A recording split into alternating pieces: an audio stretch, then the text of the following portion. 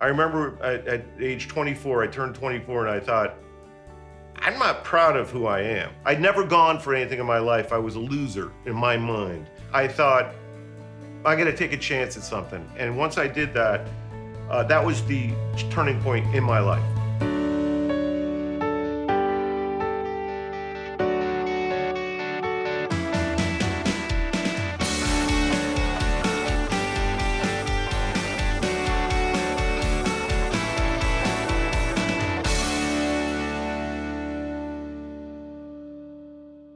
We were known as script doctors. We were doing rewrites. We were making a nice living, having good lives. Not bugging my parents to send money to us. Yeah. You know, so people would say, like, so what are they doing out there? They were selling scripts. Anything we can see? And like, no.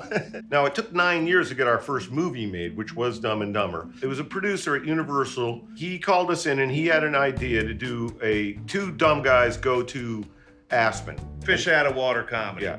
We came back in after a few days and we pitched him what we would do with this story. And what we pitched him was basically Dumb and Dumber. We worked out a great first act. He sees the girl, falls in love with her. The whole briefcase mix up, and we had the bird's head falling off. His head fell off. Yeah, it was pretty old. We got him on the road. He was on his knees like, you guys gotta direct it. You gotta direct this thing. We're like, well, we're not directors. He goes, yeah, you are. The way you pitched it, that's how you direct it. And he was smitten. So we were ecstatic. Because it had never occurred to us. We were very happy to be screenwriters. But he said, no, you guys direct. And we're like, we don't know how to direct. He said, it's the story. You guys know the story. You get actors to do exactly what you want them to do. If you can do that, you're directors.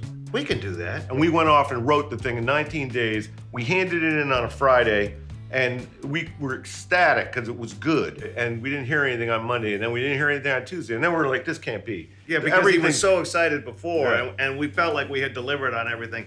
He has to love this. This is exactly what we pitched, only better. But we didn't hear anything back, and you know, that happens to a lot of screenwriters. Finally, Wednesdays, this development woman called us up and said, you guys, I got bad news. He had a falling out with Universal. He's leaving all his projects at Universal and he's starting over at Fox. So you're like, no, you can't be serious. So we waited 6 months, 8 months, maybe a year and a half later, I wrote him a long letter. And I said, listen, that day when we came into your office and you know, that was the best day of our career. You inspired us so much. We went off and wrote this thing.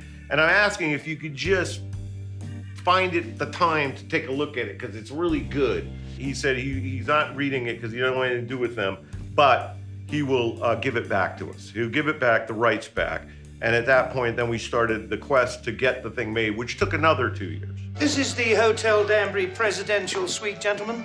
Normally reserved for royalty, visiting dignitaries, illustrious stars of stage and screen. We'll take it! Eventually, we got it to Jim Carrey. A relative unknown. He was on a TV show. He was on In Living Color, but he wasn't the big star that he was now. And he got the script. You know, he got the two characters like we got it. Yeah, but also we knew he was funny. Why are you going to the airport? Flying somewhere? How'd you guess? I saw your luggage. And when I noticed the airline ticket, I put two and two together. You know, we're in the meeting. Everybody agrees. It's all good. He says, who's directing it? And we said, we are. And there was a beat. Everybody kind of looked, and we just kind of tried not to blink.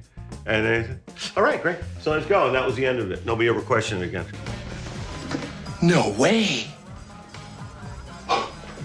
That's great. We landed on the moon! About 2 weeks before we started shooting the movie, somebody invited me to a dinner party, and I was sitting next to a famous British director.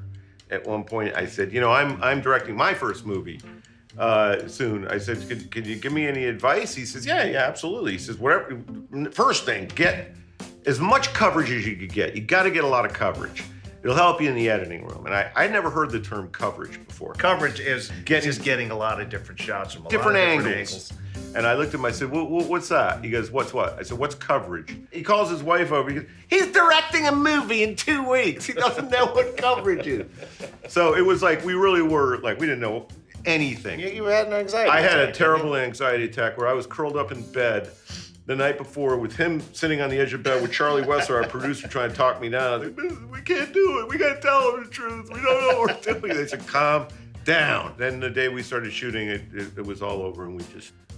At some point, I think it was after 2 weeks of filming, when the day came, I remember like, we might actually get through this thing. We thought that they'd bring someone else in.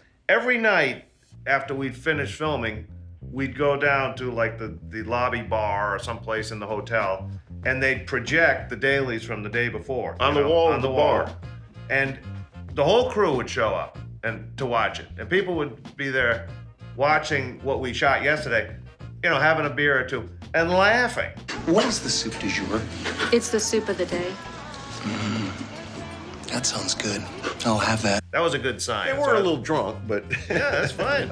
First Mary dumps us, then the cops take our nest egg, then our hog breaks down. Yeah. When are we ever gonna catch a break? We realized, the studio, when people told us, you need a little bit more punch at the end. Yeah. And then eventually we came up with the idea about the bus that pulls up. The studio thought, that's a good idea, but you gotta make sure that the guys get on the bus. We're thinking, no, because then they're dumb and they got smart. We like the fact that they're right to too the dumb end, idiots. to get on the bus. we said, Jim, they really want us to do this. I said, I'm not doing it. I'm not getting on that bus. So okay, well, we can't do anything. Yeah, all right, No, I let's go. said, Jim won't do it, guys. Sorry. And that was great. Okay, thanks. Bye. Hey, doll. The movie came out on a Friday night, and then on Saturday morning, our agent called us, found me up there on the phone. He said, hey, congratulations, you got the #1 movie in the country. This place is ugly anyway. You and me, we're family. It was really the first time that we were cracking down and just making a run at something against all odds, against everybody thinking you're an idiot. And they did. That was the turning point in my life that I look at and I'm most proud of.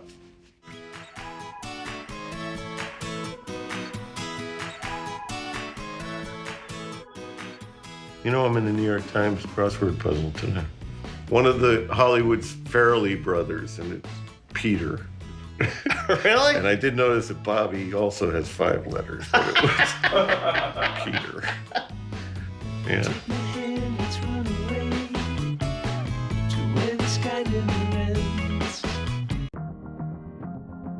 Listen, we lost 18 games in a row. And every game before the game, I had to make our team believe that we were going to win that game.